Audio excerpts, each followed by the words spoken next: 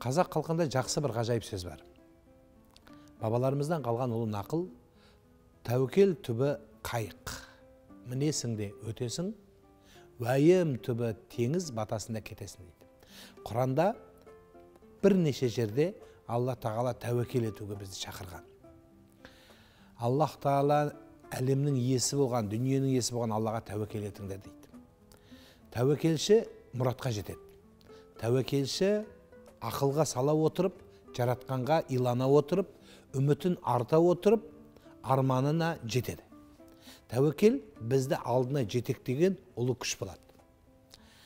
Кезінде Ибрахим пайғамбар баласы Исмайылды және Ажар анамызды қазіргі Меккенің орнына тастап кетеді. Ол кезде құм тастанбаса еш нәрсе жоқ еді. Сонда Ажар анамыз жары Ибрахим пайғамбарды етегінен тартып, неге біз бұл жерде қалып тұрмыз? Алла солай бұйырды ма дегенде, иә деді. Онда мен Аллаға тәуекел еткен жанмын, Құдай мені тастамайды деді. Кезінде соғыстың қиыншылық майданында әскерлер көп болып тұрып, бабаларымыз Аллаға тәуекел етті. Алдында үлкен армандарын қойды. Сол тәуекел оны алып шықты. Кезінде үлкен бір дананың, ғалымның өмір аяғына жетіп, қарызбен өліп кетті дейді. Сөйтіп есептеп көрсе, қарызы өте көп екен. Бірақ оны ел біле алмады. Сонда баласына жазған бір ауыз хаты бар екен. Жаратқан иеңе тәуекел етсең, қарыз жабылады деп тұғы. Жазған хат сол екен. Сонда бала сондай айтады: мен жаратқан иеме шынайы жүрегімен тәуекел еттім дейді. Қайдан келген білмеймін, Құдай өзі жапты дейді қарызымды. Сол үшін уайым, бір уайымге бір уайым, бір қарызға бір қарыз, қашан құтылам, қашан осы нәрсені шешем деп отыра берсек, біз отыра береміз. Қозғалмаған тастың астына су бармайды дейді халықта. Пенде әрекет етіп тәуекел етеді. Мысалы, арман менен үміттің, тәуекелдің қандай айырмашылығы бар деген сөз айтылады. Сөйтсе, арман әрекеті жоқ қозғалыс екен. Әрекеті жоқ қозғалыс. Тек қана әрекет жоқ жата береді. Құдай береді деп қойып жата береді. Ал тәуекелші адам арман қылады, әрекет етеді, тәуекел етеді, жемісін Алладан күтеді. Бұл анау жерге егін салу сияқты ғой. Қазақ халқында жақсы сөз бар: шегірткеден қорыққан бидай екпейді дейді. Яғни тәуекел етесіз.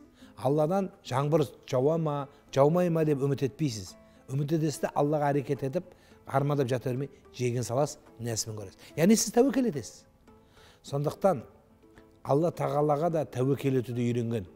Тәуекелшіл болу керек. Белді бу байлауға үйрену керек.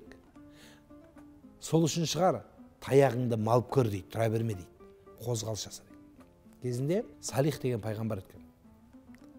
Сол Салих пайғамбар бір қиналып тұрған сәтінде, бір мәселеде, бір қауымына түйе мәселесінде жеткізе алмай тұрған сәтінде, мен қалай Құдайым саған жалынайын дегенде, маған тәуекел етіп жалын деген екен. Яғни дұға қылғанның өзінде де дұғамен қарап қал деген жоқ, тәуекел етіп қозғалыс жаса деді. Сондықтан тәуекелші ол оның үкісі алға сүйрейтін бір қасиет. Мұхаммед пайғамбар саллаллаху алейхи вассалам тәуекел табыстау деген сөзді түсіндірді бізге. Жалпы тәуекел деген іштегі, жүректегі қалауын өкіл ету деген сөз. Алланы уәкіл ету деген сөз. Бір Құдайдың өзіне ғана сыйыну деген сөз. Өзіне ғана табыстау деген сөз. Өзіне ғана арнау деген сөз. Сол тәуекелшіл болады. Сол тәуекел болады. Бізде осыны айтсақ, тәуекелшіл адам көп сияқты. Бірақ бұл тәуекел тіл тәуекелі деп айтсақ болатын шығар. Неге? Өйткені бұл жатып ішердің адам сияқты тәуекел еттім ей Алла деп осындай орынға жатып алса, ол тәуекелге жатпайды. Шынайы тәуекелдің жалған тәуекелден айырмашылығы адамда әрекет болады екен. Талпыныс болады, ұмтылыс болады, қозғалыс болады.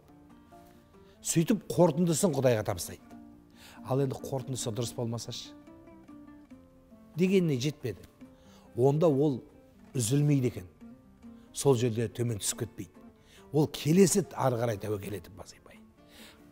Талпына береді, суды аға беріп, тасты жарады. Міне осы бүгінде бізге жетпей жатқан тәуекелшілдіктің ең негізгі сол қасиеті осы. Сондықтан айтқан болар едім, іштегі жүрегіңіздегі тәуекел, сөз тәуекел, ой тәуекелі және амал тәуекеліне байланғанда ғана Құдай береке береді.